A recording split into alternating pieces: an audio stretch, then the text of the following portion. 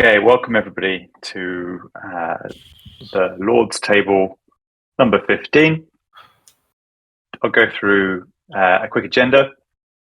So we're going to cover today is the walkthrough of the initial systems of Realms Eternum, a live gameplay session from Loot Survivor, a run-through of 3 key topics for the DAO and DAO members to pay attention to, and then an announcement of a really nice partnership with a sister project in the StartNet ecosystem, and what that will mean for Lords holders over on StartNet. Okay, so before we get into that, since the last time we spoke, we have started to build out a new hub for the Realms Autonomous World, hosted at realms.world. And if you're actively visiting the Discord, you might see in the art channel that there's a branding exercise going on to create a logo which is realms.world, and to refresh the style from being kind of medieval but to more of a multiverse style of fantasy. So effectively the realms.world branding will allow other styles, a broad variety of styles, of themes, of times, of game styles to fit within the Realms world, moving away from the sort of medieval style we've had so far, without discarding any of the nice DNA we've built over time, including the lords and the crowns and all that kind of thing. So yeah, if you want to get involved in that, that's a conversation taking place in the art channel at the moment. Who are we? What are we up to? So Bibliotheca DAO is deploying an open, expandable, and eternal on-chain reality filled with enjoyable games. Bibliotheca is the 8,000 NFTs are the governance mechanism for the project. And the project is a series of interconnected on-chain games that eventually will form an independent, autonomous world. A tiny amount on the tech stack. So we are building on StartNet L2 and L3, and they are fully on-chain games. So game state, game logic, the storage, everything on-chain. These are headless games, so someone can come along and build a new UI on top of the game contracts. We have been integrating AI into our workflows and into our creatives for the best part of 18 months now, and obviously building momentum as the tools improve. And we're very much a open source project, building everything in the open. And that means that we're broadcasting ideas and receiving ideas from other participants in the StartNet community, in the Autonomous World community, in the on-chain gaming community. And so, yeah, it's a thriving, exciting place to be. So Loaf, I'll pass over to you to take us through the first section. Did you want to just go full screen? Just present, so... Sure. Just click the present button wherever it is. Yeah, I've actually hidden that away. Bear with me. So I need to hit escape there. I'll show there. Cool.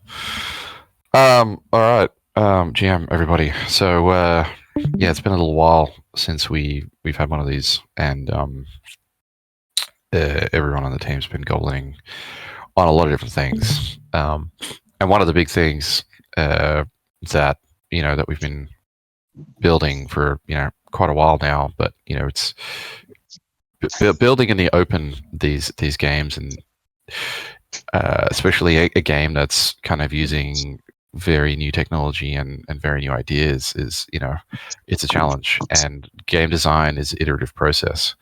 So we when we started in end of 21, we had an idea of what the game will be, and I think really from day one, the idea of the game was that it's an open world that anyone can contribute to. That was kind of the only The only thing that's really the same from back then, but that's always been the driving force, is that we're creating this open, permissionless world that is built on the Lootverse. So carrying on the story of Loot. And so now recording. We've we've gone through a lot of different processes, and we've landed on this iteration now, which is the accumulation of everything that we've been doing for the last 18 months. And this is this is how we push to production. But there are some things that have changed. So I think what I hope for everybody to get out of this presentation is really the idea that we're building way more than just this Eternum game. We always have been. Eternum is really just like a code name for the first, I guess, the first systems logic of the world, but it's really just a small part of the world ultimately. It's not like the end game. It's not the only thing. So yeah. So just go next slide. Oh, it's pretty glitchy. It's not just a game. Go again. I think it's building the open. These things in the open is really hard because ultimately, your ideas change in building any type of product, and games are no different.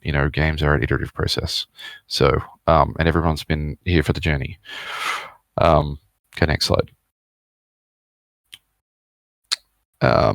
So the end game. Well, I mean, not the end game, but like figuratively, the end game of what we're trying to do is build this realm's autonomous world, and it starts with Eternum. But it's really just the inception of it. Go to the next slide.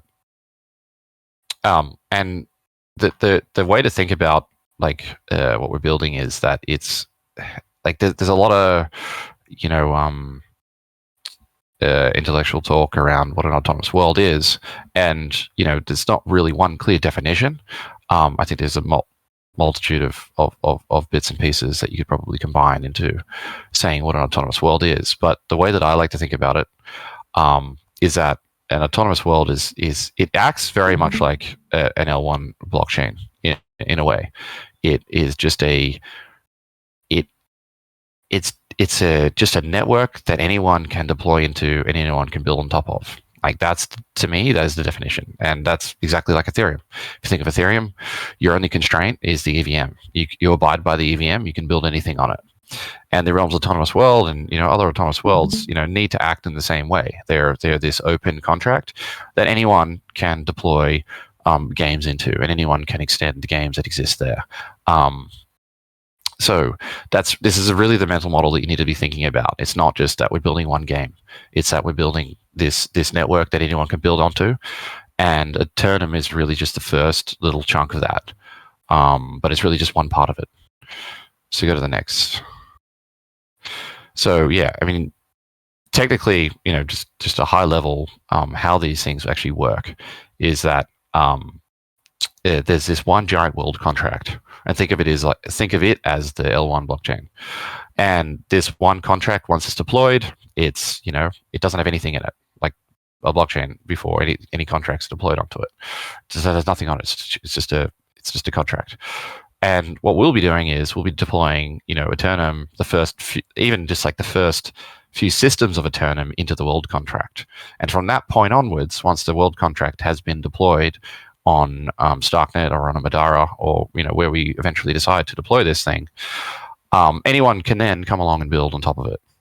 So at that point in time, as soon as the world contract's deployed, we don't have to wait for anything else. It's just once the world contract's deployed, people can start deploying onto it. Go to the next slide. So Loot Hero is going to give a deep dive on Loot Survivor, but Loot Survivor version 1 is built on is built in just a singleton contract. So it's just one big contract because we want to ship it on mainnet as soon as possible. But like the next version of Loot Survivor will be built in this same fashion, and probably to be deployed into the world contract. And so then it exists as this new set of systems and components which people can build on top of. And then go to the next slide. And then after that, more games can be deployed, and they all exist within this world contract. And when you get this, when you do it like this, you get this standardization of everything in the world, and everybody's sharing infrastructure, everyone's sharing indexes, everyone's sharing like client code and whatnot, and you just get all this like free developer boost because you don't have to rebuild everything from scratch. And anybody that's tried to design an index or anything knows that indexing is one of the hardest problems that we all face trying to build these things. Same with client code, like making high quality UX and whatnot. Like this is tricky little problems. But if we solve everything and do everything in the same way, then we can really accelerate the adoption of these games and the adoption of these worlds. Go next. Yeah. So, once these are all deployed, you get this instant interop between any of these worlds if you choose to. It's not to say that like Eternum doesn't even have to talk to any of these other games, and Loot Survivor doesn't have to talk to any other games. But if someone wishes to make that connection, they can, and if people wish to play that connection, they can.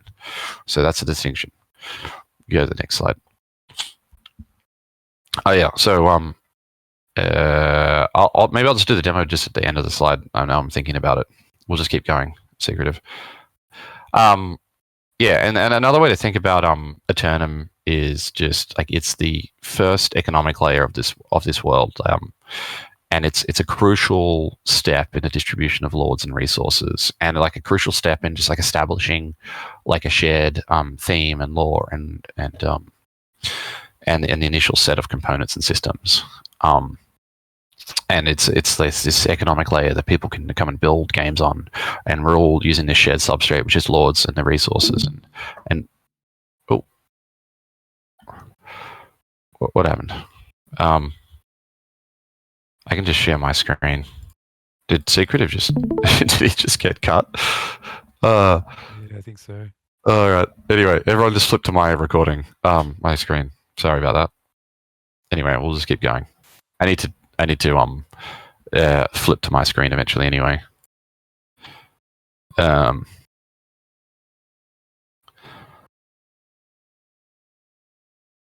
Yeah, so yeah, I just flipped to my screen, so we can just keep going on mine because I need to do the demo anyway.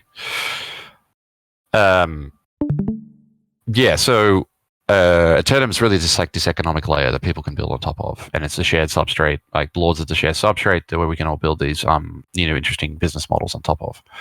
And another, this little layers diagram, very simple, but it's another mental model thinking about these worlds. Is that these worlds can have multiple layers. So if you think of Eternum as like the realms. Yeah, so Eternum utilizes all 8,000 realms, and these 8,000 realms are located in coordinates that exist in the world, and so that's Eternum. But someone can then just consider that as like the white layer, right? Someone else can come along and actually build like another layer on top that uses those same coordinates, but it's like it's a totally different game. And someone can then build another layer on top of that, and so you get this like layering of these worlds. And they can be different themes and whatnot. But it's one of these really interesting properties you get when you put everything in the same contract, because they can share the same coordinates, but ultimately they can be a different game on top, which is something really interesting to think about. Yeah, just to touch on standardization, because to getting to where we are now, we've gone through a lot of development cycles, and the people that were here at the beginning of the year saw that we did we did like an alpha prototype of the game, and that was using our like bespoke system, and it was clunky. Everything was bespoke. It was hard to extend, hard to maintain, and whatnot. And so this was the motivation of like building Dojo, is that if Dojo standardizes it all, and multiple teams can share in the engineering resources to build the back end, which is really what we don't want to be doing, right? We want to be focusing on like building what's interesting about the world and building what's interesting about the games, not worrying about how do we build these index, or how do we build these client SDKs and whatnot. That's what the goal, like the goal of Dojo, is to standardize all that, so new developers can come along and just build these games easily and just focus on purely on the logic in the game, none of the infrastructure or whatnot. So you get this instant developer boost by doing this, and the time to ship is drastically reduced. And also, Dojo will be getting audited by some of the top tier auditing firms. Over the hope is by the end of the year, maybe in the next. I think there's probably going to be like a pre-audit done in the next 3 months. And so once Dojo is audited, then everybody can share in that audit. And audits are very expensive things to do, so it's another benefit. I'll just show where we're at now. And so I hope this doesn't crash my stream, because sometimes it does. But we'll see how we go. So this is the current client build. We'll share the repo after this, but it's all public. Anybody that's been paying attention would have seen this repo already. And big props to 337, Rochelle, Fermentador, Amaro, and Black Mirror Designs, who have spearheaded the client to where we are now. And so this is live. Actually, this is running my local, but there is a live version of this, which we'll put a link in, and people can click around and play around with it. But where we're at now, so this is our this is the 3D map of the atlas. And keep in mind, this is just we've sprinted to get. We've taken a totally different approach in designing this kind of client and this kind of next version of Eternum. In that we're sprinting to just get the minimum viable game just running, and work on small iterative cycles, 1 week cycles to improve it. Because we really want to just confirm that the thinking around all these systems and whatnot are true before we go on to the next one. And so you'll see a lot of updates. And anybody that's actually curious can come along and play test every Friday, where the goal is to basically do 1 week development cycles, where we on a Friday we play test what we built that week, come up with ideas and improvements,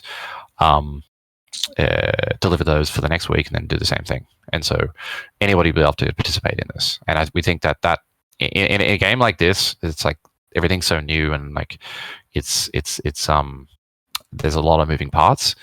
We think that this is the best way to get to the best product as fast as possible. So it's the atlas. Every realm is already in its coordinates. There's still quite a lot to do on this map. We're going to introduce some visual elements of trade routes and stuff. This is a realm. Ooh, I'm still alive. Didn't crash. Still alive. Still alive. Okay, good. And this is the realm view. So you can see we've got our lay-bar here. I'll do a transaction to show everybody. This is using inbuilt session keys as well, like Loot Survivor. So I'm hoping that, so that's built. I built some tools. This is my trade. That offer's expired. I'm gonna try and trade some silver for some heartwood. This new trading system we haven't really described that much, just because we wanted to kind of get it to a point and iterate on it before we really write a massive amount of documentation, because we didn't want to spend all the time writing the documentation and realize, okay, I want to change something. So we're just getting to that point. And this is a peer-to-peer trading between two realms. And I can create a new caravan. This is gonna just one donkey. And I've created an offer of 2 silver for 2 heartwood. I hope this works. I may have broken something in my local client just before. Huh. Okay. Yeah, there it is. So that's my new offer, which anyone can accept across the Realmverse if they want to trade 2 Heartwood for 2 silver. Yeah, and so this client has really been designed in a way, like bottom up, in the cleanest possible, extendable way, maintainable way. And so if you're a React developer, you can really jump in and like, say you want to just move this chat window somewhere, or like you want to add another window here that does something, you can easily just like clone it, inject a screen in, and extend the client however you wish. So, I mean, if you're a power user, you can run your client locally and add some stuff, and it can just be yours if you really want to. Or you can make a proposal and put your own client up, and people can use your client. So yeah, I mean, but yeah, keep an eye out in the web channel, web client channel, and like every Friday we're going to be testing this. And if you're really curious, the best way to get to the best game possible is everybody iterating on it. So, and that's really the power of what we can do as a DAO.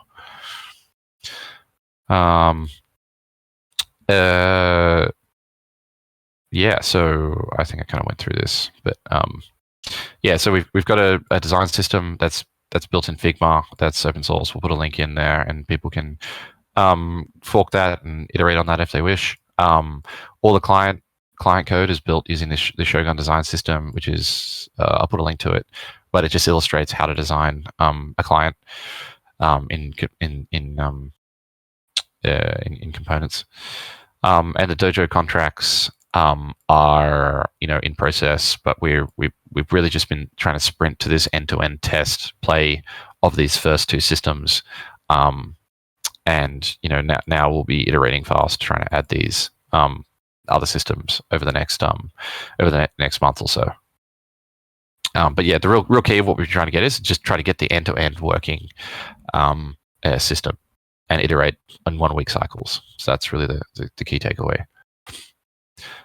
But yeah, anyway, I've probably been talking for too long now.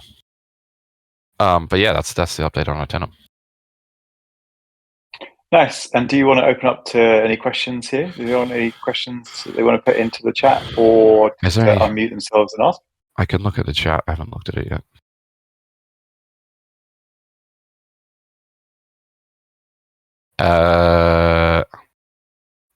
Update on guilds. Yeah. I don't know if you've been following along with the account contract, arcade account.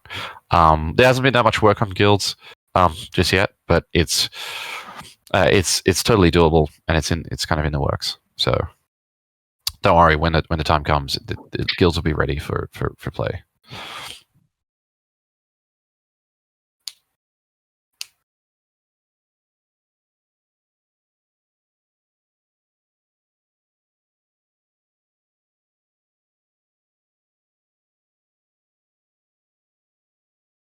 I think bots will exist.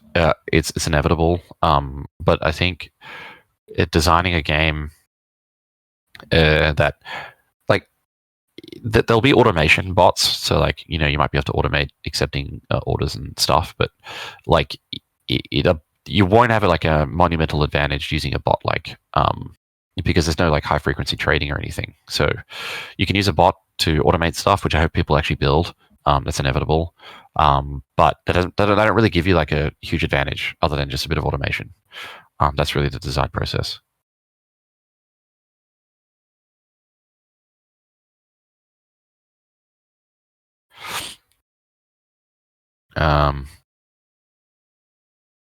Is everyone's a RuneScape fan? Yeah. How much more development time do you expect before Eternum comes out?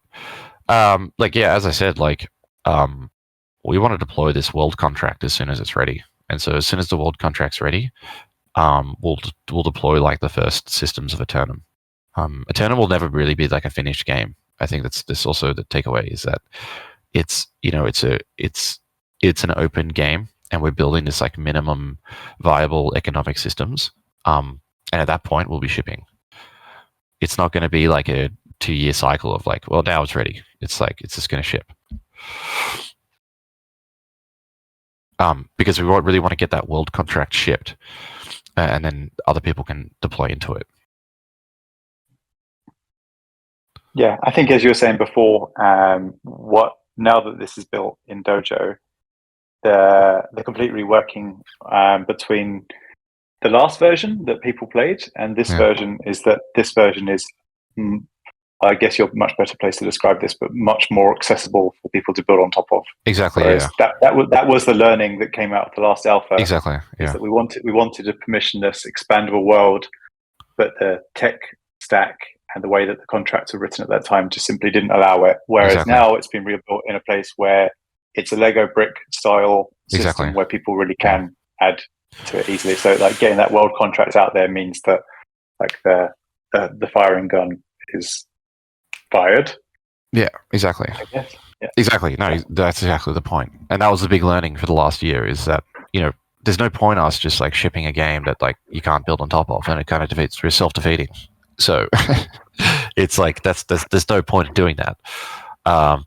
And this new design allows people to contribute and build on top of this world, which is really what we're building. We're building the world, and Eternum is just one part of it. So it's not the right mental model just to think about Eternum's going to be shipped and that's it. Like it's not. That's not.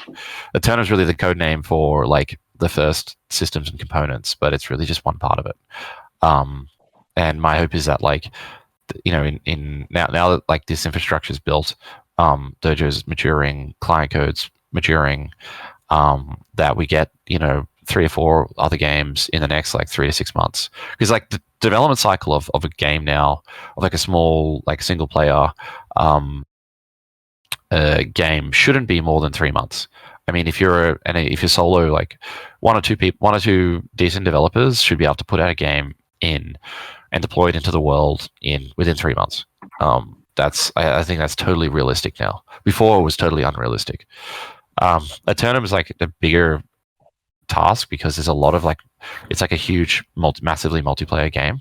But if you like look at the development cycle of Loot Survivor, which Loot Hero will talk about, is like 24 to 48 hours because it's single player and you can iterate on the game significantly faster. Because you don't have to worry about multiplayer sessions and whatnot.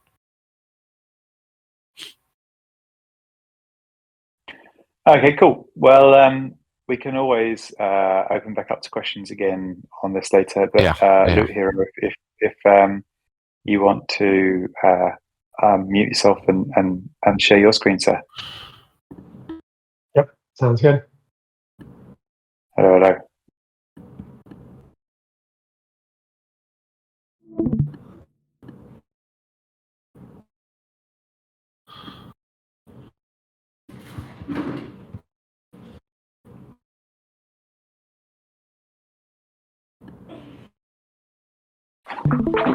See quite a few ducks in the audience tonight, including some ducks I've never seen before.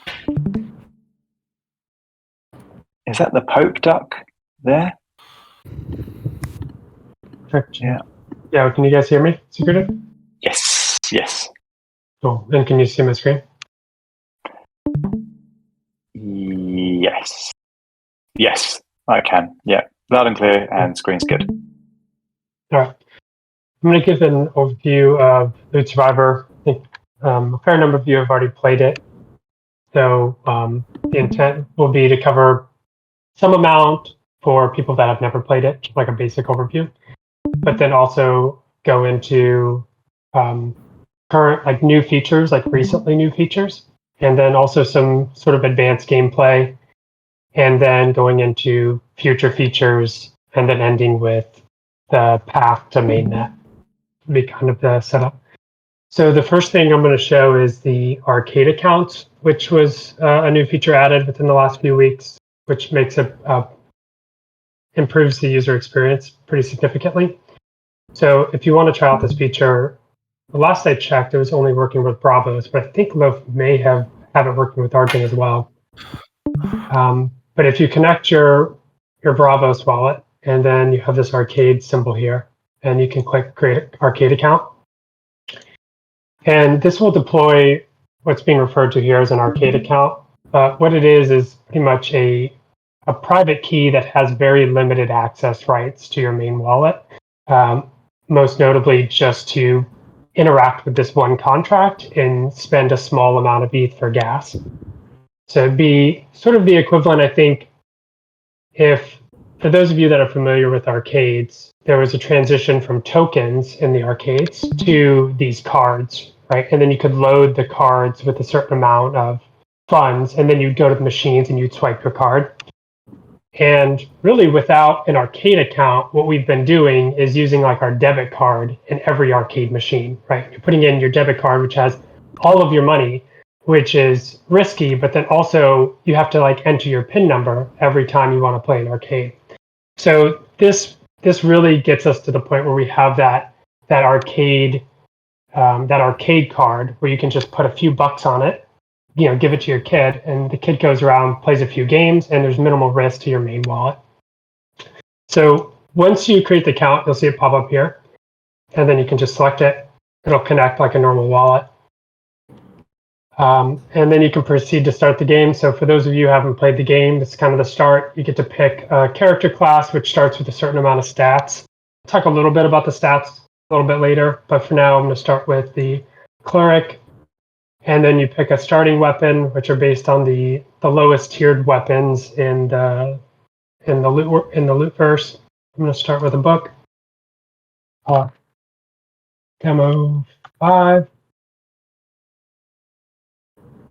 And then, so here when I click Start Game, this is where normally you'd get the wallet pop up, and it would have you sign the transaction, right? And that's what most of us are used to when we're doing activities on chain. But here you can see that I just clicked the Start Game and nothing else, and then that transaction has gone through. So when you start Loot Survivor, your first beast is always going to be weak against your weapon. So similar like a Pokemon, like the original Game Boy Pokemon, or a lot of games where it's just kind of set up for that first battle to be easy. So in this case, I have a book, which is magical, and that's going to deal maximum elemental damage to metal armor. So I come across this troll. If you pick a different item, you'll get a different beast. There's 5 beasts for each type, but it should always be pretty much a one hit kill for the first beast. So again, I can just hit single. I can just attack once and no wallet signing. And here in a second, the beast will be down. I've now got enough experience to level up, and then I can invest in a new stat. And so just generally covering these, and you can see this on the right. So strength is going to increase your attack damage. Dexterity is going to increase your chance of fleeing from beast. Vitality is going to give you more health. Intelligence is going to give you a better chance of avoiding obstacles. Wisdom is going to increase your chance of avoiding ambushes. And then charisma is going to give you a discount at the shop and on potions. So currently 2 gold for items. So for me right now, I'm going to take a little bit more charisma early on so I can get a better discount. And every time you level up, you get access to the shop. And the shop is going to be randomized items every time for every player. So if you were to start a game right now, you would be expected to get different items every time. And that just kind of adds to the strategy, because you kind of need to decide how to maximize the value of these particular items. So picking up a high-tiered weapon early on is definitely pretty strategic. So I'm going to go ahead and grab this katana. Divine Robe would be sweet. So I can go through and stage all of these transactions. This. Grab 10 health. And I never get health here. yeah, well, there's some alpha here, which is that if you have full health and you explore, and you would have found health, because the game wants something to change every time you explore, because it's kind of it's adding to the entropy of the game state.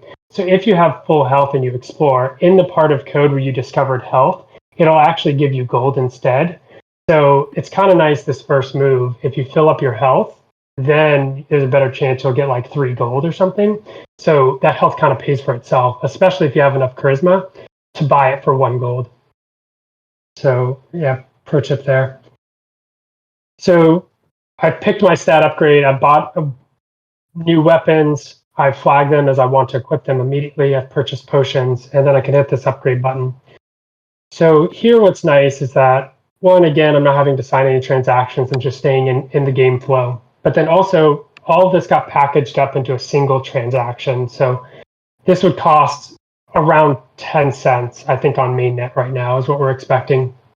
So I think so far I've probably only made like 4 terms. So even on mainnet today, say I'm like 40 cents in gas. And then after EIP 4844, because we're generally operating on a single storage slot, we're expecting that to maybe be between 1 and 3 cents per transaction. So currently at, say, after EIP 4844, maybe somewhere in like the 5 to 8 cents of gas so far.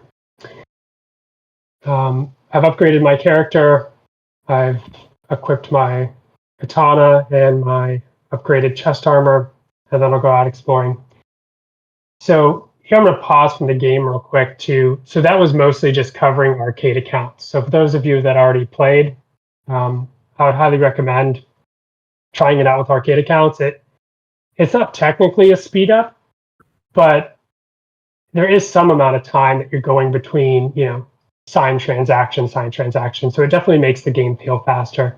Now, what is a significant speed up now versus, say, a week ago, like the contract we had up a week ago, is these like attack till death options. So if I had this beast where I looked at it and like, this isn't a good matchup here at all because this is metal armor and I have a blade. So when I hit that metal armor, I'm going to do minimum elemental. So this isn't a good example. I'm going to hit the button anyways. But say you had a beast, it has a lot of health. You want to fight it to the death. A week ago on the contract, you would have to hit single attack, maybe like 5, 10, 12 times. And you're paying for a state update every time. So there's this convenience function here now, which you can just hit attack till death. And in the contract, it'll just recursively loop and run that combat that combat module, and then apply a single update to your adventure. So from a player, you get this like much faster battle, and then from a gas perspective, you get a single update, which is really nice. So some of these state updates around some of these new functions is still being worked out. So you might see, like some of these state transitions not come through super clean like that one. See if it can work itself out.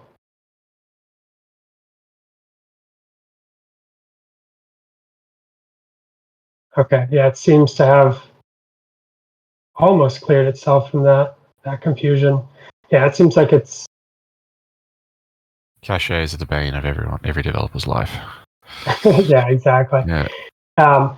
So in general, though, we're going to continue to lean into that. So there'll also be a flee till death. So if you have a beast and it's just too strong and you need to run away, previously you'd hit flee and then it would fail and then you try to flee again. Now you can just hit a 1 button and you're just going to recursively flee. So it makes the game a lot faster because you can just hit that 1 button and then it also saves a lot of gas. So that's another big improvement. The flee till death isn't in the current contract, but that'll be coming here in the next few days. And in general, we're going to lean into that. So anytime where it feels like something is really repetitive, we want to condense those transactions, both to speed up the game and then also to save the player gas as well. So, log back into this. So yeah, it looks like that gave me an upgrade. So yeah, I think that covers the sort of the core changes with the arcade account, and then also the like the flee till death and a lot of these. And as a reminder, what we're targeting for mainnet, because we don't have EIP 4844 right now, and even a like ERC20 transfer on StarkNet right now is like 30 to 40 cents or so, right? So, and that's like pretty close to that's a pretty simple transaction on StarkNet. It's just sending somebody some Lords tokens or something. But if you look at the cost of that, it's still non-trivial. So if you want to play a game on chain and it's going to require 100 transactions and it's 30 cents a transaction, It's like $30 to play the game, and that kind of breaks this arcade model. Now 4844, StarkNet version .13 with Volition, those things will help, but we want to launch this game before that. And so we're targeting around a maximum of 50 transactions for the game. And we've gotten the game down to a single storage slot update in most cases, which is expected to be around 10 cents. So we're hoping that the upper end, if you were to get to the point of getting a high score, that you'd be on the hook for in the range of $5 in gas today. And then once 4844 comes, that would go down to say like 50 cents. Maybe just also mention the leaderboard and the economics. Yeah, that's next on my list. So yeah, so then there's a cost to play this game. Then why would people play this game? There's two parts to that, and the most fundamental pillar for any game is going to be that it's fun. And I think that in general, for the last few years, Web3 has kind of been in this mode where it feels like most have just given up on the idea that that you can attract people to play your game because it's fun.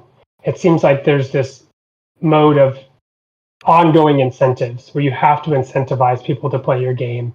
And I think what that's turned into is kind of like Ponzi's in a way, where like you're incentivizing them with something by giving them an NFT or something, but then you later have to provide value for that NFT by creating new things, and it's just ongoing. So I think fundamentally the core objective of Loot Survivor is to have minimal core incentives in terms of people playing this game expecting to get rich. I think just like a Donkey Kong machine or any of those legacy arcade machines, those games made billions of dollars, and people were putting in tokens purely just to have fun. And that's fundamentally what we want to achieve with Loot Survivor. There are, though, significant efficiencies to having an on-chain arcade machine that physical arcade machines don't have. If you think about physical arcade machines, you have a fairly significant amount of capital overhead or capital requirements for buying those machines, maintaining those machines. So if you think about all the Pac-Man machines across the world, right, those represent tens of millions of dollars of physical hardware, and then those machines break, they need to be fixed. So there's this like ongoing maintenance cost. With an on-chain arcade machine, it's extremely efficient. Once we deploy it, if the game is sound and bug-free, people can continue playing this game indefinitely with zero maintenance cost. So what we want to do as part of that efficiency is distribute some of the value, some of the tokens going into the game back to the players and the builders. So when tokens go into the arcade machine, there's this function here that gets paid. And I know some may look at code and then get squeamish, but this isn't overly complicated code here. I think everybody can interpret this pretty well. And so what you're seeing here is that there's four entities, really 5 entities, getting a share of those tokens. So when 25 tokens go into the machine, Bibliotheca DAO gets a share of those tokens as being the one that funded the development of the arcade. The second entity that's getting a share of the rewards is the individual or team that built the front end or the client. So for the stock front end, which is the one you're looking at now, that would be set to Bibliotheca. So that would also go to the DAO because the DAO built this front end. But the intent is that we don't want to necessarily make the front end the best possible front end. We want to leave lots of features that someone could come in and then either fork this and improve it, or just stand up completely alternate front ends. And if they do that, then there's a mechanism that when they call the contract, they can tell the contract that, hey, this person is playing through my interface, so therefore I should get a share of those tokens. And this part right here will do exactly that. And it's very easy for those developers to pass in their address. And then if lots of people are playing through their interface, they will get a share of those tokens. And that provides an incentive for the builders to continue to build better front ends. Because the contract ideally is immutable, it's on chain, it's bug free, and it just stays there.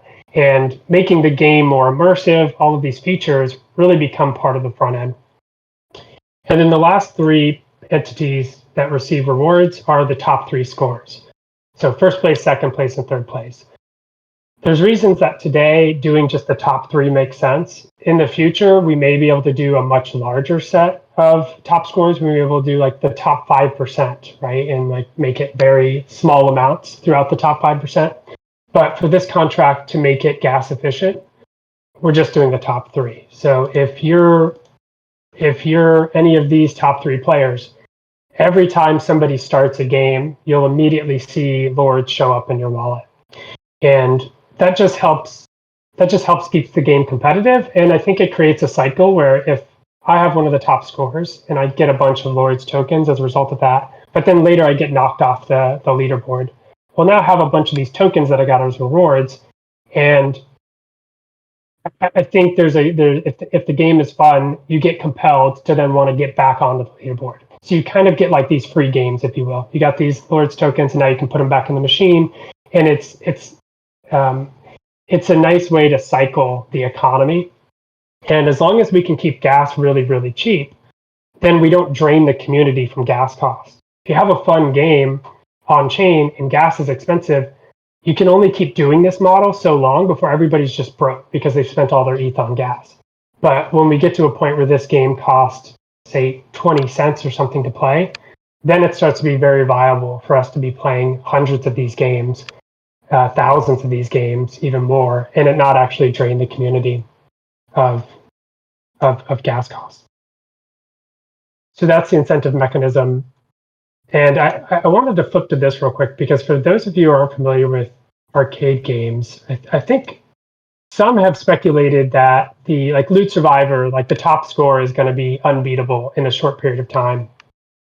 And it may be, but if you consider like Donkey Kong, for example, you have this leaderboard, which is pretty fascinating, that for like 18 years, apparently everybody thought that this score was unbeatable. And then 18 years later, there's some kind of unlock that leads to a bunch of new scores.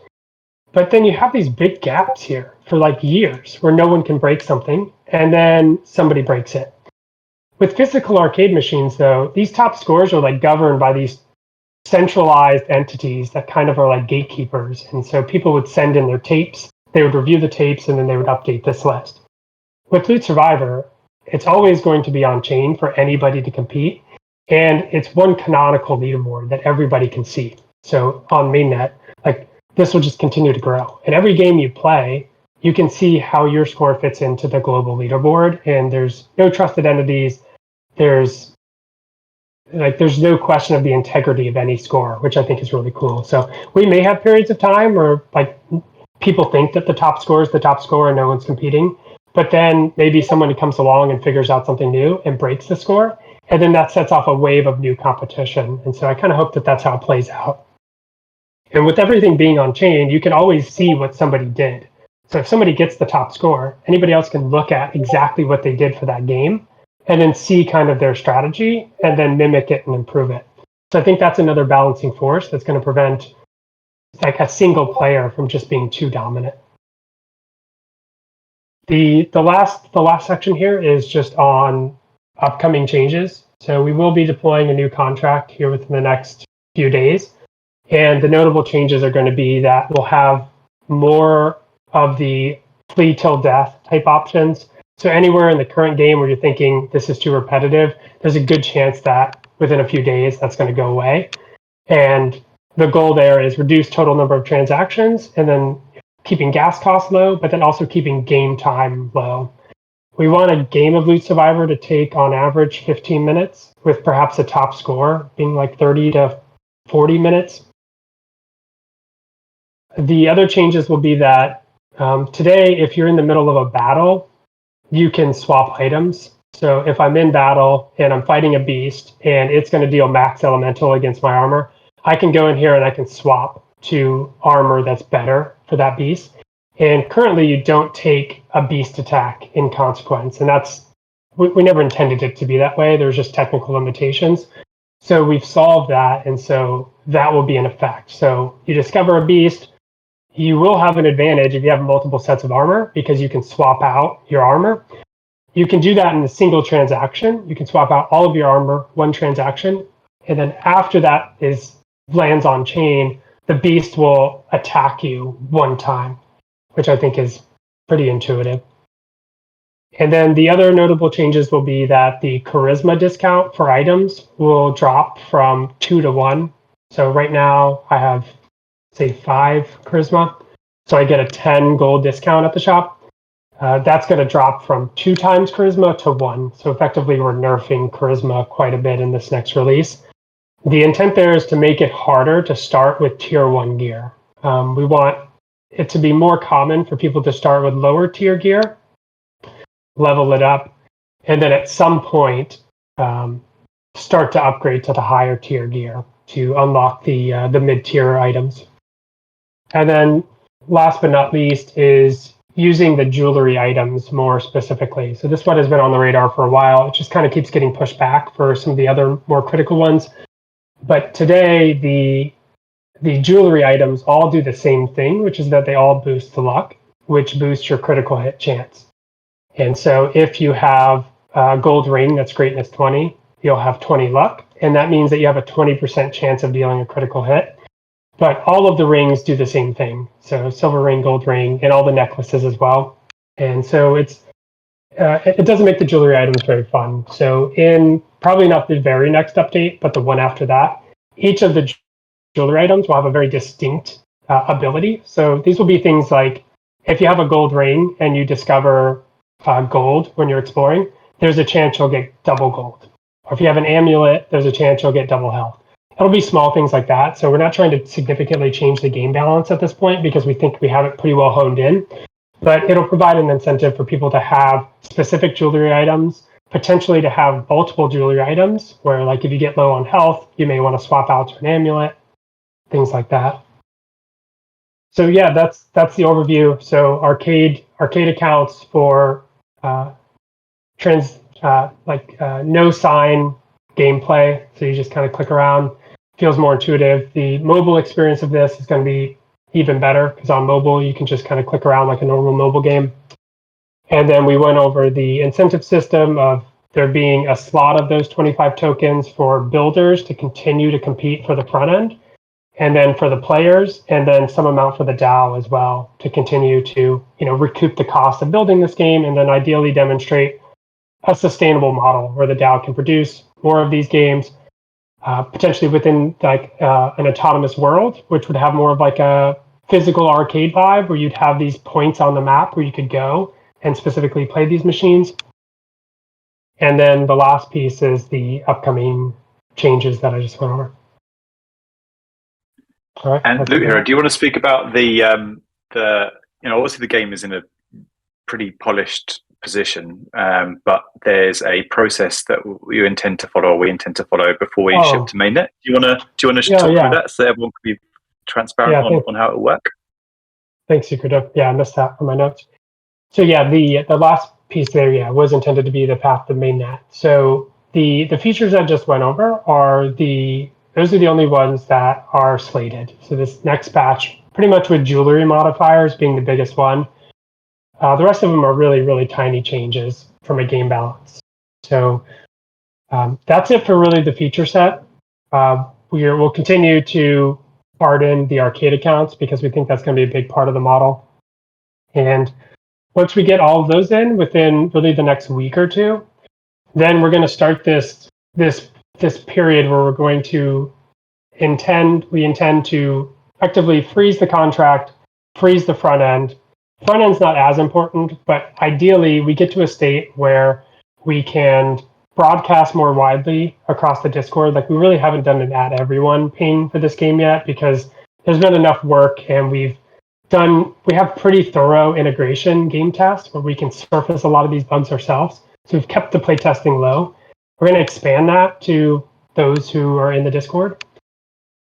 And then if we can make it through a week without any significant bugs being discovered, then the following week, we'll probably put some sort of bounty for top scores, possibly bugs. They're kind of one and the same. Like if you figure out some kind of exploit or something, and you can like God King this contract or something like you could in like one of the earlier Cairo Zero versions. If you can demonstrate something like that, there'll be a bounty, and then we'll fix it. If we can go through those 2 weeks without any changes, then we'll go to mainnet. If something gets discovered, we just kind of reset, and then we'll go another 2 weeks, and we want to be able to go 2 weeks with pretty heavy play testing without any bugs. And if we get there, then we go to mainnet. And so it will be very predictable once we get to that state. And we're expecting to be able to start that state here within the next, say, 2 to 3 weeks, which if the very first run through of that is flawless, then that starts to look like deploying to mainnet in, say, 5 to 7 week time frame is what we're looking at.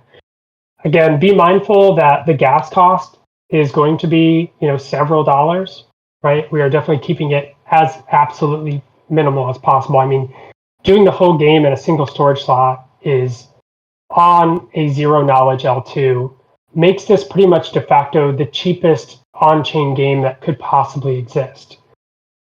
Nonetheless, like I said, it's still, we don't have EIP 4844 yet. So when this launches, just be mindful that, I assume maybe there'll be trolls or something that's like, wait, we're trying to do on-chain games and you're on a ZKL2, but it still costs me $5 to play. It's like, yes, it will initially, but we're not more than 3 to 5 months, right? EIP 4844 is expected to be here by the end of the year, and it's just an immediate 10x discount on storage. And there's nothing we have to do to our contract. So once that upgrade hits, like the next block, you just make a transaction, and instead of it being 10 cents, now it's 1 cent, and now we're immediately sub-dollar games, maybe even less, right? It'll probably be cheaper than that, to be honest. And just to clarify that once more as well. Like we're talking about the cost to actually on like a true L2, like that's the cost to actually store this data on a true L2, not a sidechain or anything. Exactly. So just to clarify that. That's a good point to clarify. Yeah. So I mean, there are like Arbitrum has like their Nova chain, right? And there's obviously like Polygon. So there are perhaps games that are extremely cheap, like way cheaper than this. But in terms of games that are actually settling state onto Ethereum, it's fundamentally not possible to get cheaper than one storage slot updates. Now, yeah. And why we care about settling on Ethereum is that we think that Ethereum is I think Bitcoin and Ethereum are the most durable chains. So in terms of this arcade being playable tomorrow, in 3 years, in 5 years, in 10 years, settling on Ethereum is paramount to that long-term strategy. And I'll drop a little bit of alpha here that we do intend to try to potentially introduce some small incentives for people to play before 4844, right? So you may look at this game and just say, like, I know I like Loot Survivor, I've been playing it on testnet, but I'm not willing to spend, like, say, $5 on it in gas. That's reasonable. But to incentivize people not to wait till 4844, we have an idea to include some small incentives in there for people to play early. It won't be anything significant. Like this contract here, like this is how it's going to stay. So it's just like the top scores get it, and those lures get distributed. But we've come up with an alternative way that could be fun without jeopardizing like the integrity of the game and creating like a Ponzi-nomic situation. That we can make it really fun when we first launch, even in a higher gas environment. So be on the lookout for that. I'm going to jump in and say, because we started with gameplay and then moved into getting under the skin of ZK circuits and why that's going to enable much more friction-free gameplay, cheaper gameplay, and allow experiences that you just can't actually get onto the EVM. But just looking ahead, I'm going to put you guys both on the spot and say, knowing as you do now how much you're talking about a 3-month development cycle to come up with a single-player game and a beautiful arcade like Loot Survivor that sits inside of the Realms autonomous world. This time next year, would either of you make a prediction about what you feel what experiences do you think people will have inside the Realms Autonomous world? How many different games, how many different experiences might you imagine that might be out there for people to try? Given today, for example, there's been another grant announced for Dojo. We've got other stuff going on in this house. There's this stimulus. If people commit to building a game, then they the big MMO games are extremely hard to make, just because, and they have really big development cycles because you have so many different. This is so many moving parts, right? But my hope is that we see like Loot Survivor, for example. Like, there's been so much work done in the physics. Like Loot Hero has built this crazy kind of this entire lore around the material, the the elementals of all these items, and they're all based in these little smart contract libraries. So any curious developer can come along and actually use those libraries into like a whole different experience. And so that's just one thing. But yeah, I mean, my hope is that we see a lot more experimentation in these like these smaller games that are like faster to ship, and we can just test like one specific game loop in a tight cycle, and that's totally doable. Yeah, I mean, and if anyone wants if you're a moderate, if you know React and you've written a bit of smart contracts, is totally doable now. Before, you needed to understand networking, a lot of DevOps, like indexing. You needed to know all these other skills in order just to get to a prototype game. But now you can be a one-man show and ship a game in 3 months. I have no doubt about that you can do that now. So I mean, I can't say for certain, like in 6 months, 12 months time, how many games there are going to be on in the realms world. But if people commit to these things, they can get them done in 3 months now with all the tooling that exists. So if you are a developer, don't be afraid to just I mean, even if it's not your full-time job and you just want a side thing, I think with some focused work and an interesting idea, you can get something out within 3 months, even part-time, probably. And everybody's here to help and dog food it with you. So yeah, the future I see is that you can imagine a world in which Loot Survivor is just like a single dungeon inside of a world, right? And we use play to die, we use play to die a lot, but there's a flip side to that, which would be build to kill. And so I think the model that I see makes a lot of sense inside this autonomous world would be me as a builder of Loot Survivor or something. I'm going to build this dungeon inside this world, and I need to provide an incentive for people to come in. And then I'm going to try to, effectively, my dungeon's going to kill them, and I'm going to have there's going to be some kind of incentive for them to come in, and if they die in my dungeon, then I'm going to get say they have escrowed lords in them or something. So then Loot Survivor is going to pick up those, kind of like it does now. Instead of you putting 25 lords into the arcade, this would be kind of you would have to equip 25 lords, and then there's an agreement with that dungeon that if you die, that dungeon gets your 25 lords, that kind of thing. And in order for people to come in, there'd need to be an incentive. So Loot Survivor would need to have certain items in there that you can only get by going in the dungeon. But there could be lots of different dungeons like Loot Survivor, and they each have their own rule set. Figuring out how to make those dungeons, I can't just have an item in my dungeon and you go in there and you get this weapon, and this weapon's just going to be overpowered for the rest of the world. That wouldn't make sense. And so I think that's where having these game modules and these primitives, here on my screen, I have the combat module for Loot Survivor. And as Liv said, it's just its own separate module that exists completely outside of Loot Survivor. And so you can have a number of different dungeons that all use the same combat module, and that's published so that everybody knows. And then those all work really well together because those all agree on the physics of these items and how much damage they do, etc.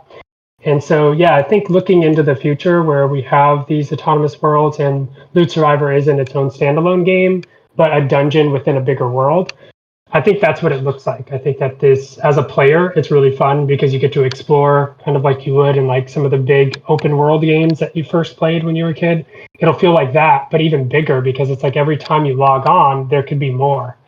And each of those dungeons will feel a little bit different. There'll hopefully be risks to going into them, but hopefully also incentives to do so as well. And then real quick too, the last thing since you brought it up, Secretive, that's really important within the context of Dojo, Autonomous Worlds, and then also Loot Survivor, is that we're not far from being able to run games like Loot Survivor completely off chain and then submit a proof to like Starknet or L1 that proves that the game was played using the Loot Survivor contract.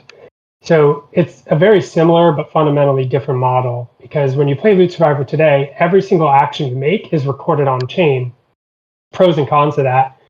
The pro is that you can see what everybody else does. And so if somebody gets a new top score, everybody else can see how they got the top score and then learn from it. And it kind of keeps that top score pushing forward because if somebody unlocks a new strategy, everybody can see that new strategy. But that can be disadvantageous too in certain cases. Like you may want to be a competitive player and not immediately release how you like your new Loot Survivor strategy.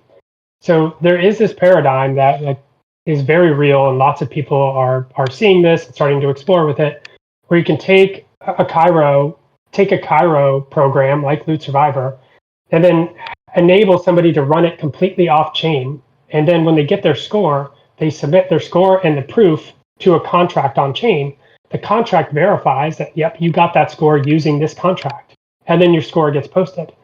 So then you kind of end up with a contract that's just like a leaderboard, and everybody can trust that this leaderboard's legit. There's no way to cheat this. There's no way to cheat. Everyone's running the same code, but you hide how people achieve those scores, right? Like, yeah, you hide the strategy. So that hiding the strategy and having people be able to have these like secret ways, like secret strategies that only they figured out and they don't have to reveal as part of that. But then also gas is a big part of that because now you can play Loot Survivor 100,000 times off chain and then only submit your score, only pay to submit your score.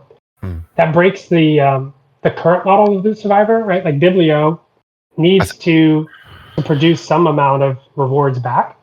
So it changes the model, but I think we can work around that for sure. And I think lean into the strengths of that model.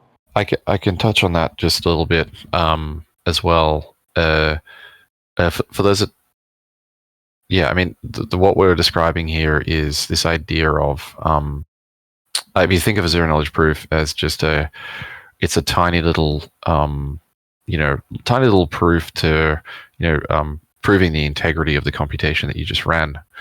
And thanks to Cairo as a language really compiles down to these. It allows you to generate these proofs, and so you can create the games that Loot Hero just described in Cairo and run them locally in your browser and use your local browser's computation, which is free, right? Like you're already paying for the electricity to generate these proofs, and then you submit those proofs back to the chain, which then get verified that they have been truthful. And so that as a design space is like it's going to be the holy grail of on-chain games over the next 12 to 24 months. It's very early now, and like no one's really there's only one team that's really created a proof of concept using not using Cairo, they're using Circom, which is like another which is a really rather annoying language to write in and limited. But yeah, this is going to be the if you've been following along with Dojo, like Dojo touts itself as like a provable game engine, and this is what we mean when we say that, is that you can create these games and prove that you've run them correctly without actually running the computation on the chain, and so you get this crazy scale, but you can verify everything that you've been truthful. And like this is the new paradigm in blockchains over the next few years, and games are going to push this. And it's a whole new design space for building games, and not just and actually other applications too. But we're only like really just there in terms of like how fast these things are to create proofs. We're not even quite there yet, to be honest. We're like almost there. So Because we're with like Loot Survivor, while you maybe just be proving that you got a certain score, in an autonomous world setting where you're going to go into a dungeon. Yeah. That whole dungeon, you can run that whole dungeon off chain, and then you prove to the chain that you completed the dungeon, and then you just post that one update to say, "Yep, I've completed the dungeon," and then you move to the next state of the game. Yeah. And so it allows you to just compress large amounts of gameplay in a provable way. Yeah. Even though it's run off chain, you can prove on chain that it was done correctly. And it's gonna open up the design space massively. Yeah, and this is like one of the key benefits of writing everything in Cairo is that it is this, it's got this approach where you can execute it, obviously on StarkNet, you can execute it on a Madara chain, you can execute it wherever you run a Cairo VM, and you can run the Cairo VM in your browser too. So you don't have to write multiple different languages. You need to understand Cairo, and you can write all these new applications. I mean, that's why we've always been so bullish on Cairo and the Starkware ecosystem because of these properties that are totally unique to this technology. Like they're unique right now, but I expect that in 6 months there might be a few alternatives to doing this approach. But right now, it's really the only way to do it. Okay, cool, guys. Well, let's move on to the next section, and then we'll do a Q&A thing. So I'll share my screen again, but it's key topics for DAO members. Bear with.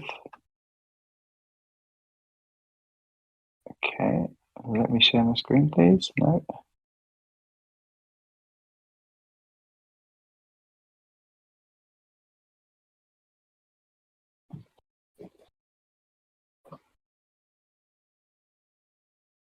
Okay, no longer letting me share screen. Bear with me 1 second.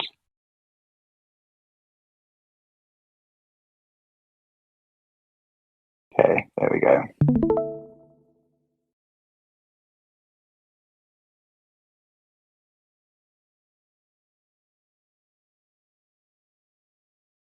Nope, that's not what. Failing here. I'm gonna try. Yeah, rescue me here, buddy. That should be working. There we go. I've got mine's running now. Mine's running now as well. I'll let you do it. Yeah, still mine because I'll do all of them then. Okay, nice. So 3 topics to cover. First being Fronteners House, the BIP. Oh gosh, the BIP has passed, and a pilot is going to start moving. Calc, do you want to run us through that first topic? Yeah, can do. Do you want to move the slide? Yeah. There we go. Okay.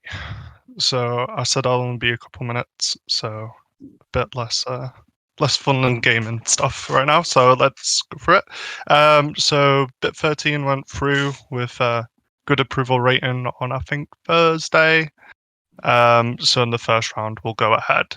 So this is a pilot of the process of Fronteners House, which is essentially think of it as like a grant funding for people to build within Realms and Bibliotheca and that ecosystem.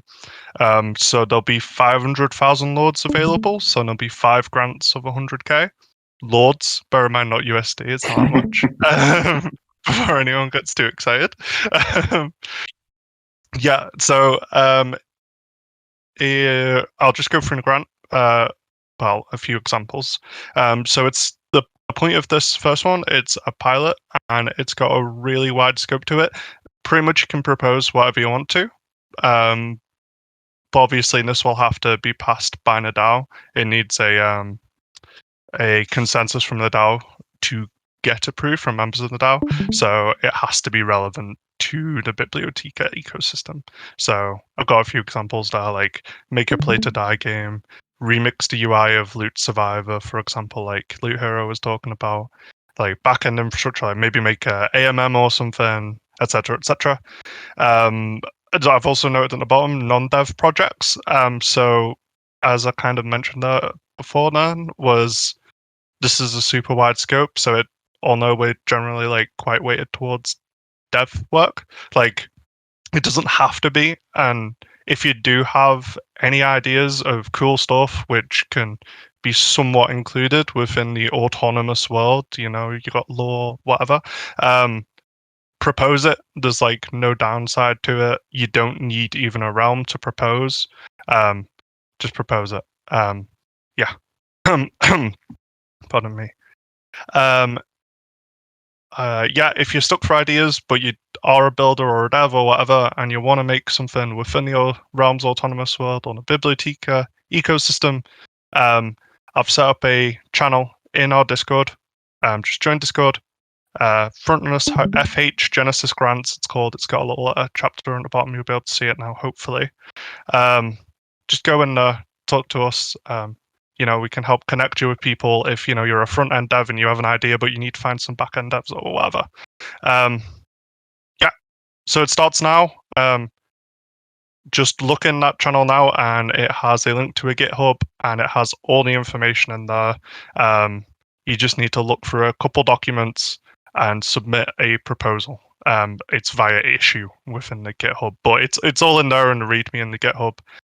Again, if it's confusing, just go in that channel and we'll talk you through it. If you don't know much about GitHub, that's fine. We'll find other ways to help you through. It's fine. So that's it on the grants. Oh, also in the top right hand, I've just put a little shout out to Kumarebi's just released a 30k grant to build on Dojo. So, if you're building a Dojo game and you want to include it in the Realms Autonomous world, get a grant from us, get a grant from there. Before you know it, you got like a good stack of funding. I've just lost my slide. Back to where I am. Okay. Next thing, last thing for me is so the Frontless House protocol. So this current round is just the process. It doesn't include the actual protocol that we're building out in the background. It's aiming to be done around end of month. There'll be an open beta hopefully next week, but we'll give a big announcement about it. Approximately the 16th of August is the aim, so we'll be asking for people to, fuck around and find out, as it were. There is also a closed alpha, so if you're really chomping at the bit to see how proposals work in a different process, DM me, I'll put you in. But yeah, I think that's me. Nice. Okay. Lovely stuff. Yeah, that's wonderful. And there's been a massive undertaking with multiple steps from UCalc, and including multiple BIPs and picking up where Neo got to with the original proposal for frontiness, and working with the guys who are developing it and getting the documents together. So that's awesome infrastructure that you're putting in place on behalf of the DAO. Thanks, man. It's getting I there. will say thank you for that. Bit by bit. So this will mean that going forward, that the DAO can effectively fund people to build and extend the Realms Autonomous world permissionlessly going forward forever and ever, amen. Which is quite a big step on our journey. I will now. Is it Gogi up next? It is. Yeah. Hey there, Yeah. Gogi. Yep. Hello there. Awesome. Come on up. Yeah. So hey everyone, Okay. this is Gogi Bear. Yeah. I've been spearheading the effort to incorporate our DAO. Plur and Tanyella have been invaluable in doing this, as well as all the DAO members who have given their feedback. Originally, liability protection for DAO members is what spurred us to look into incorporation, and I do think it's pragmatic of us to think about this, even though currently there's not a whole lot of legal clarity regarding DAOs. I think putting the work in now rather than reacting when we have to will let us make better decisions in the long term and let our members feel safer. Incorporation also lets us engage with other entities. There have been a bunch of examples in the past year or so where I can think of times we wanted to do something, but we were unable to because the DAO couldn't sign agreements, such as when we wanted to start a Shopify to sell merch, we wanted to sign up for Twitter Blue, and now that we're looking into possibly engaging market makers, now we can. So this is a pretty big deal in that regard. However, after going through this process, I actually think the most important thing that's come out of it is strengthening the DAO's foundation, its purpose, its methods, its culture.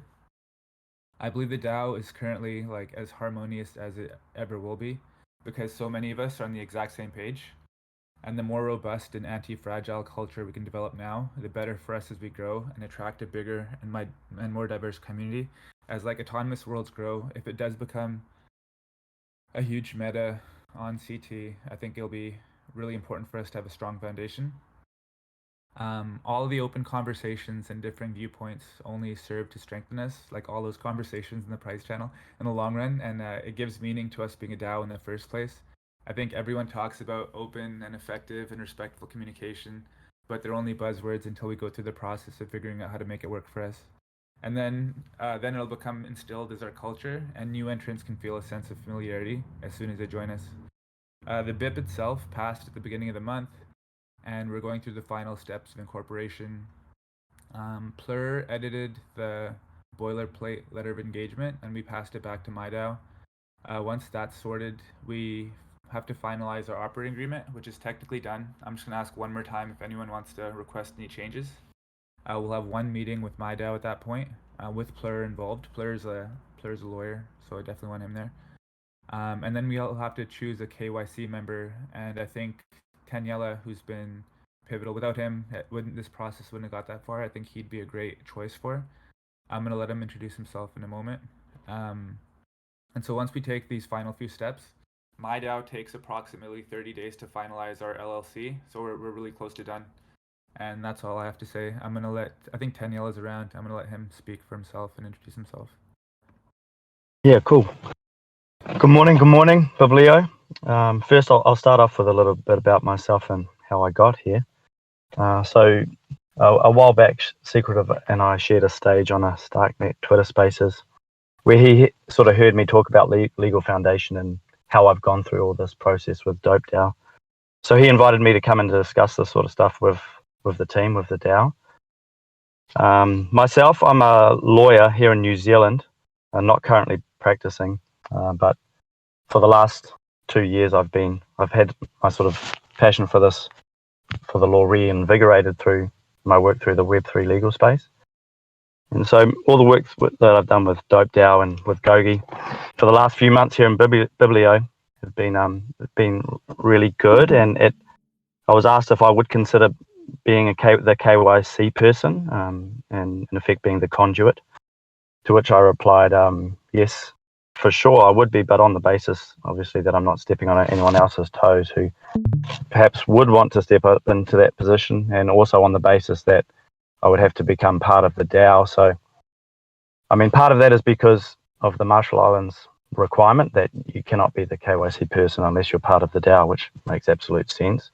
Also, that would be my desire. Like, I have a lot of I really enjoy what Biblio are doing. Obviously, I'm in amongst the DAO scene with DopeDAO and in the on-chain gaming space and that kind of thing. So I kind of know what's involved. Having a lawyer in that position is useful, keeping an idea on the evolving situation. But I mean, I love the tech, listening to all the updates about the gaming. It's just amazing to hear. And, autonomous worlds are on the frontier of not just tech, but also governance as well, which is kind of my thing. Like, I love to think about how we can create healthy DAOs.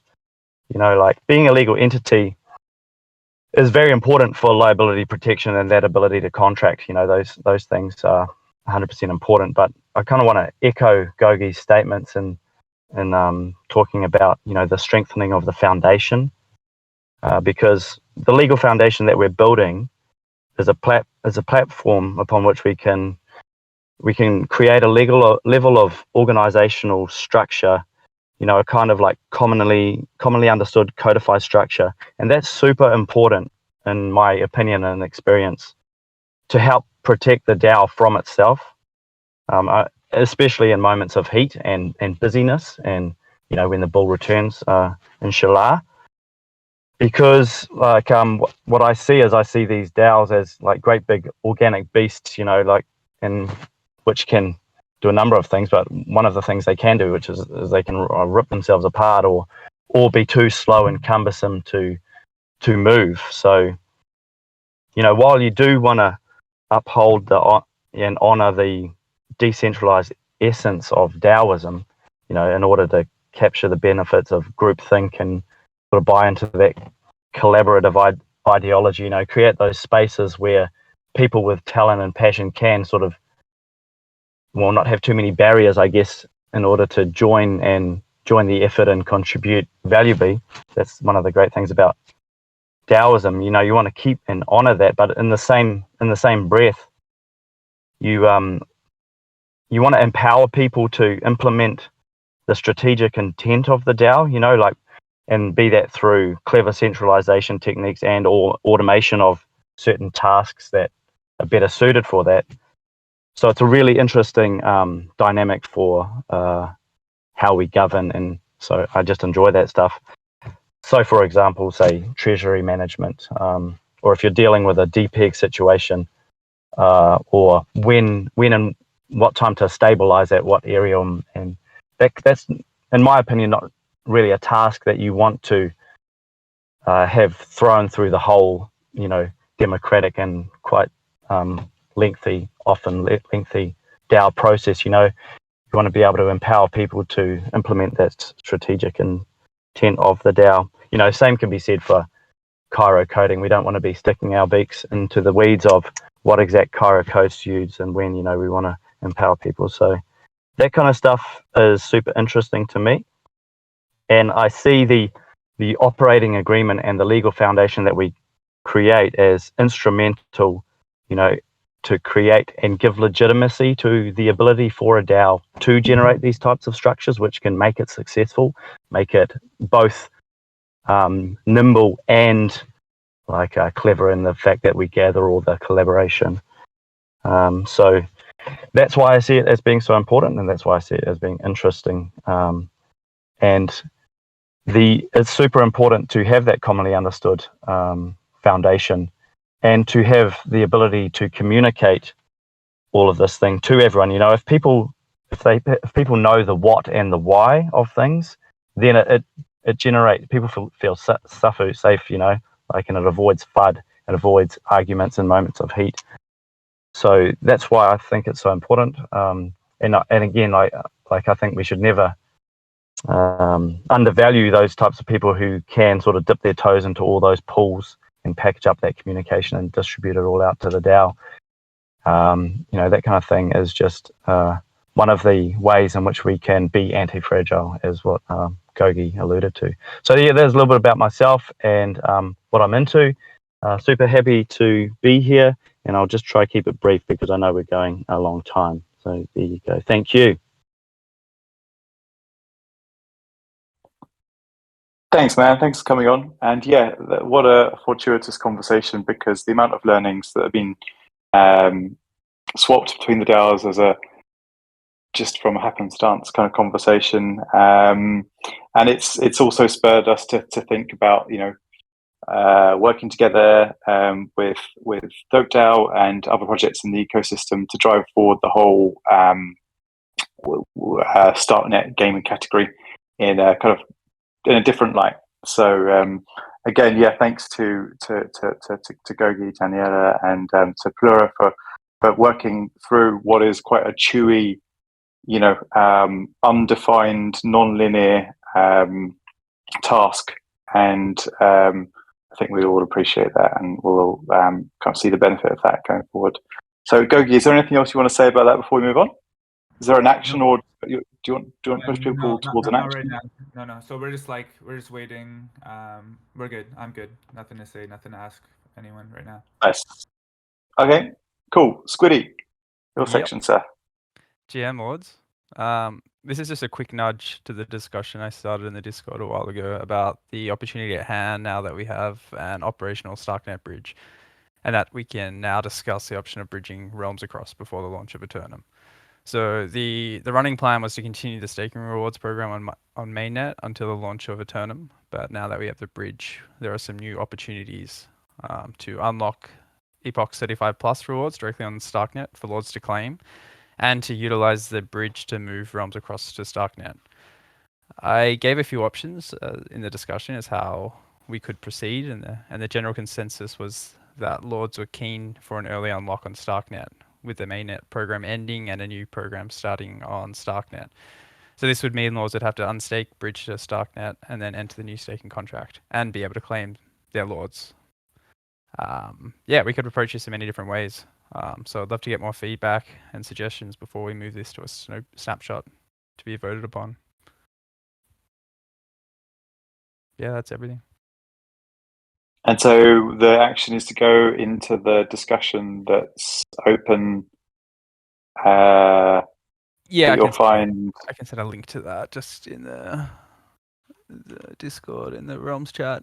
But it's So if you go to the left-hand side of the Discord above Rom's chat, there's a whole host of discussions that are open there for different topics, including the three that we've talked about tonight. So all of this stuff is taking place transparently. These kind of conversations taking place transparently in the Discord, and everyone's welcome to get involved to shape things up before they become BIPs that go on to Snapshot. So it's a very transparent and open process where anyone can collaborate and get involved.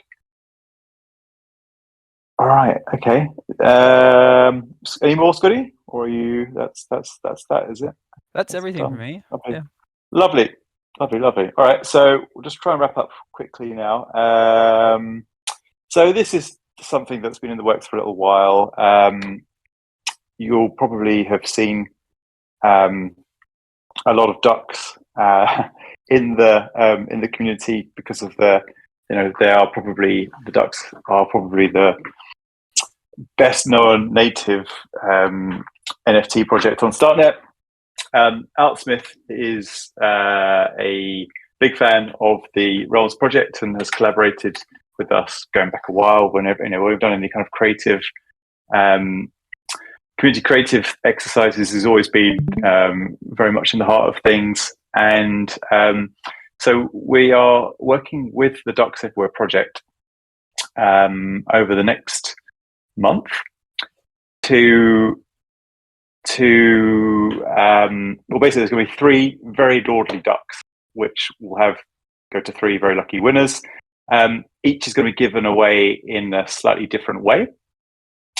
The first duck will be will be based upon a raffle. So it'll be a snapshot of all wallets that have Lords on, Starknet.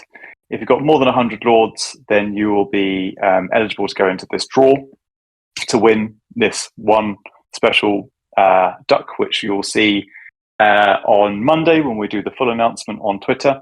The snapshot won't be until next week, so there's no immediate hurry to do anything. So if you want to bridge your Lords across to a Starknet wallet or get your Starknet wallet set up over there and get some Lords in there, you've got plenty of time. But yeah, this is, I guess, a sort of pre-announcement for those on the call that there is a partnership between Realms and Ducks Everywhere. There's going to be 3 different types of kind of community engagement. One will be a creative competition. Another will be this sort of snapshot if you hold more than 100 Lords in a Starknet wallet. And the third one is I'm not going to reveal yet because it's quite fun and it's nice to keep something up your sleeve. But yeah, in terms of what's next, just keep an eye out on the announcement channel and the Twitter handle, and we will post a detailed thread on Monday. So that is just the wrap. Does anyone have any questions or things they want to get off their chest or ask before we wrap up the call?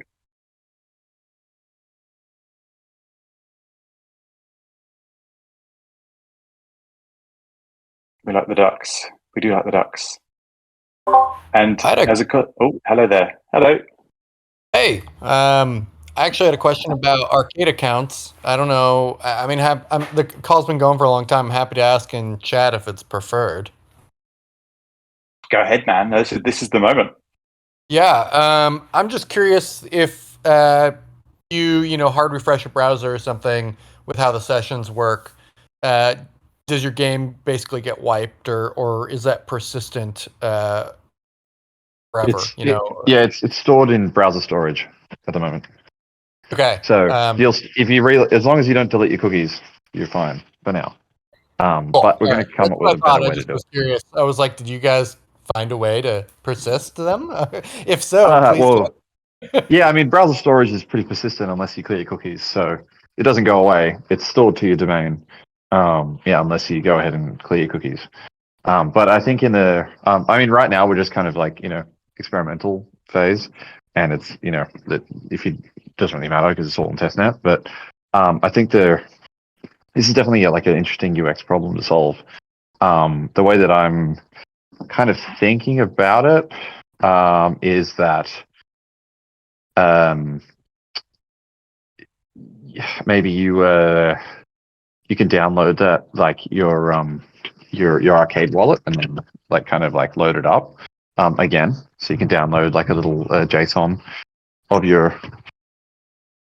Sorry, I'm just on the move. I had to go mobile.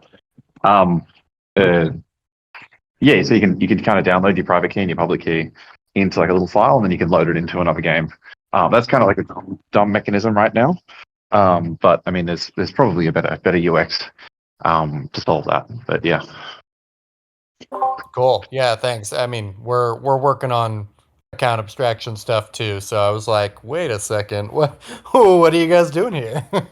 Yeah, it's the. I mean, you have to store the keys somewhere, and so yeah, this is just and you kind of need to store them in your cookies anyway if you want to use them. So it's kind of like the first step. But now we need to solve like, how do you then take them to another game without like having to actually give up permission of them? Maybe it's like, I don't know, maybe it's another browser extension where you you click like, install into the page, and it just like sets them as the cookies. Then you don't have to. Yeah, there's some interesting things there possibly. I think the biggest trouble we found when we were testing our game was just, the biggest thing is if someone's having an issue, you're like, okay, well, clear your cache and cookies. And then that also, unfortunately, clears the session. Yeah, there's some things to solve, but I mean, we're on the frontier, so I'm sure we'll solve them. But yeah, we should share notes on solving these problems. That's it from me. Nice. Anyone else got a question?